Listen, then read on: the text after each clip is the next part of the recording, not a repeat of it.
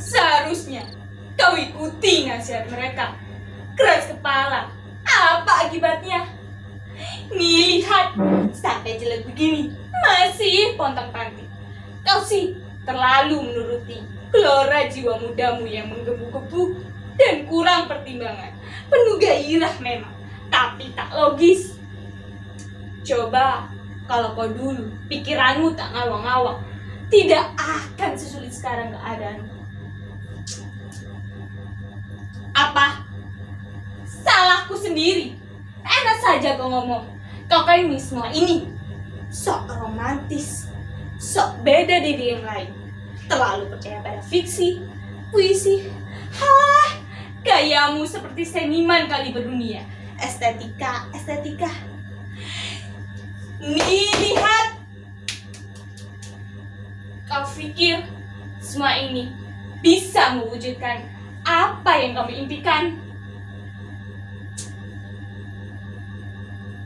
Coba kalau kau dulu berpikir dan bertindak seperti anak yang waras pikirannya, sekolah dengan baik, hidup dengan tertib, menggembleng diri supaya menguasai keahlian di bidang yang lebih berguna.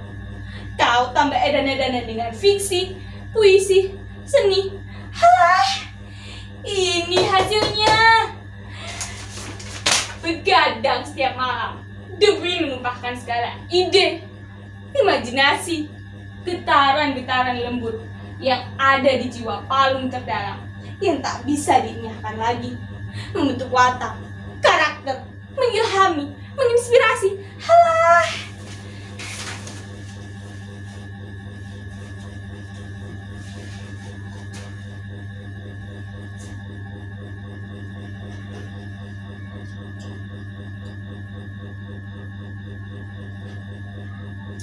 seperti anak-anak perempuan di kampung saya juga tak tahu cerita istimewa apa yang saya miliki dan bisa saya banggakan selain cerita yang lumrah dan tak mengilhami siapapun.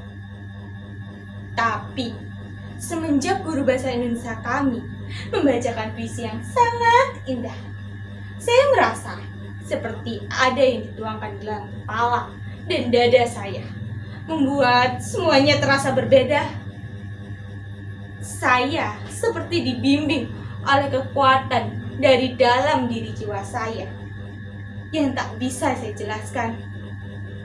Saya tak pernah membenci pelajaran-pelajaran yang lain, tapi saya jadi cinta banget dengan puisi, novel, seni, tari, dan seni-seni dari pengarang di negeri ini maupun pengarang dunia.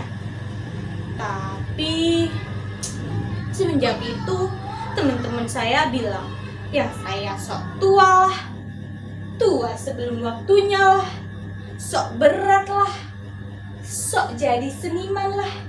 Teman-teman tak mengucilkan saya, mereka hanya senang mengolok-olokkan saya demi bisa tertawa lantang bersama-sama. Tapi saya senang, setidaknya saya bisa membuat mereka bahagia. Apa? Aku yang mengacaukan hidupmu. Aku yang membuat nasib yang kau perlukan itu. Hei Nona, kau sudah Nona? Apa masih Nyonya? Ah, nonsense. Separuh Nyonya, separuh Nona. What the hell? Oke, apapun panggilanmu itu, dengarkan saya. Seperti anak usia saya sekarang ini, saya berhak menentukan pilihan yang penting bagi hidup saya. Yes, memilih. Saya memilih apa yang saya pilih. Kalau orang lain tak suka pada pilihan saya ini, itu hak mereka, dan itu juga sebuah pilihan. Tapi jangan terus-terusan salahkan saya jika saya memilih pilihan saya ini. Saya ingin jadi pengarang, seniman. That is my choice. Tapi jangan terus-terusan kalian datangi saya, lalu meminta saya untuk merubah pilihan saya. Tiada guna keluhan. Berhentilah merengek. Biarkan aku istirahat. Biarkan aku sempurna sebagai masa lalumu. Lihat dan nikmati hidupmu sekarang dengan berani. Saudara-saudara, memang pekerjaan saya ini tak menjamin finansialnya yang hebat, popularitas yang melimpah, bahkan status yang membanggakan bagi keluarga. Mungkin mereka tak menghalangi saya karena keras kepala saya, dan mereka tak menunjukkan dukungannya kepada saya karena mereka juga tak melarang saya. Dan mereka hanya diam melihat saya melanjutkan pilihan saya ini sambil berharap saya gagal, sehingga mereka bisa mencibir di depan muka saya ini lalu berkata, "Kan benar omonganku yang kemarin. Bagaimanapun PNS adalah jalan yang terbaik. Merintis bisnis kan enak. Bagaimana mau merintis bisnis? Orang modal aja gak punya. Kau sih terlalu keras kepala. Ini kan hasilnya. Kamu jadi tidak ngapa-ngapain, pengangguran. Atau bahkan pikiranmu itu terlalu liar.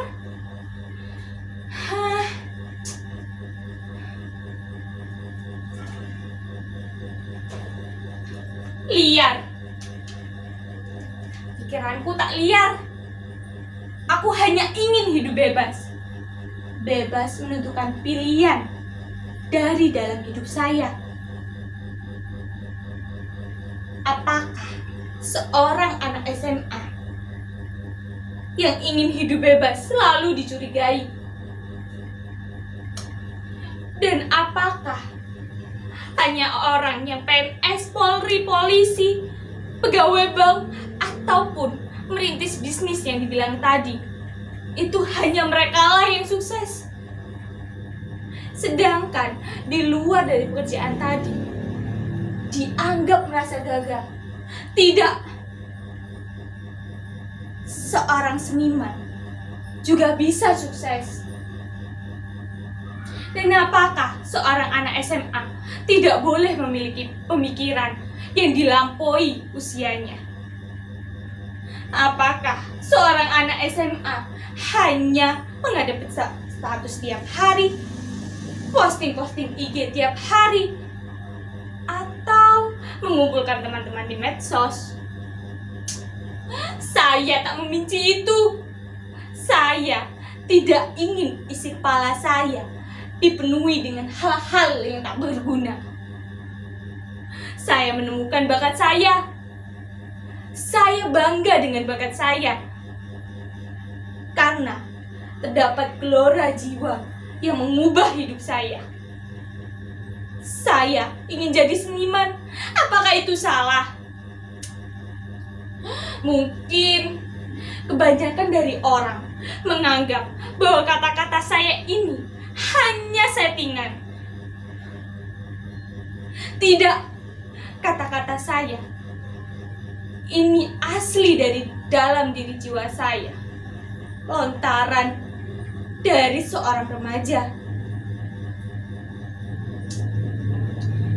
Mungkin sebagian orang banyak yang menganggap saya aneh. Saya tidak aneh. Saya hanya ingin menjalani pilihan hidup saya ini. Yaps, menjadi seorang pengarang, seniman.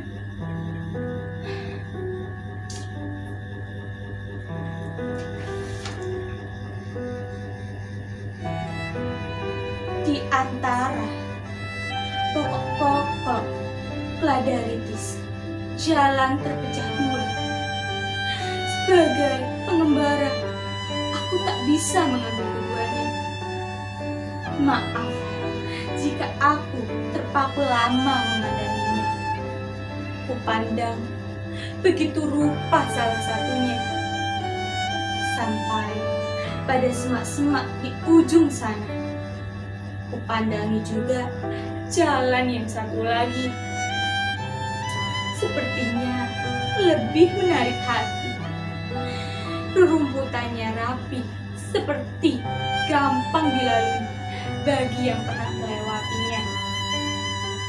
Mungkin sama saja rasanya dengan yang tadi. Pada pagi hari, kedua jalan itu terlihat murni. Tak ada jejak-jejak kaki. Rerumputan tegak bestari. Oh, kuputuskan kulalui jalannya pertama esok hari. Meski tak tahu apa yang kutemui di ujung sana nanti. Tak tahu juga apakah aku akan kembali. Barangkali aku harus bercerita dengan duka. Suatu saat pada umur kita akan berjumpa. Persimpangan seperti jalan bercabang dua, di mana aku telah berjalan pada salah satunya. Jalan yang jarang sekali dilalui, dan itulah beda kita. Itu tadi puisi dengan judul Jalan yang Tak Dilalui. Guru bahasa Indonesia kami yang memberikan kepada kami sebelum ia memutuskan untuk berhenti mengajar karena guru saya hanya mengantongi gelar ijazah D3, sedangkan guru-guru yang lain mengantongi gelar S1. Di dalam puisi ini, saya mendapat pesan yang sangat luar biasa merubah hidup saya. Dan pesannya seperti ini: pilihlah jalanmu sendiri, meskipun itu tak banyak dilalui orang lain, selama ia membuatmu merasa terpaut dengan kuat pada hidupmu. Tempuhlah, dan setiap hari kau harus bilang pada dirimu sendiri, raihlah hari ini.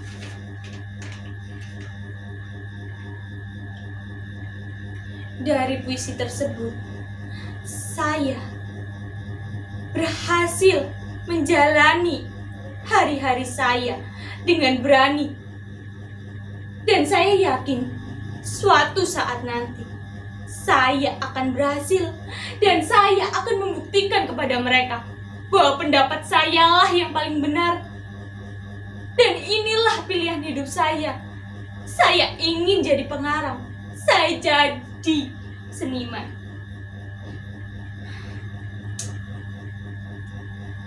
Jadi, jangan lagi menganggap saya aneh, saya sok tua, keras kepala, dan lain sebagainya.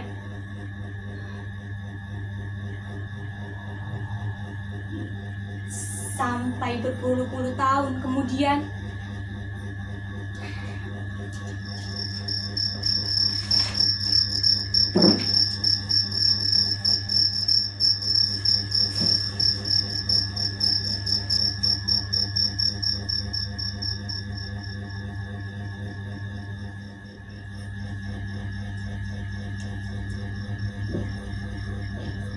sejak berpuluh-puluh tahun, saya sulit sekali menambahkan keduanya. Mereka terus saja bertengkar. Padahal cerita ini harus dikelarkan esok hari. Bapak produsen pun sudah menentukan deadline-nya. Tapi cerita ini belum juga selesai pula. Banyak para remaja yang memunculkan inspirasi dari ide mereka. Saya sangat menghargai apabila ada seorang remaja yang membantu menyelesaikan permasalahan ini. Mungkin mereka akan menyalurkan pendapat mereka dengan cara menyelesaikan kedua konflik ini. Untuk itu, sebelum mereka berpendapat, izinkan saya untuk menidurkan anak saya yang paling kecil. Ini sudah malam dan waktunya saya untuk membacakan dongeng untuk anak saya. Saya mohon izin untuk mengundurkan diri. Permisi. Shh. Jangan rame-rame. Nanti mereka muncul lagi dan bertengkar lagi. Oke, permisi.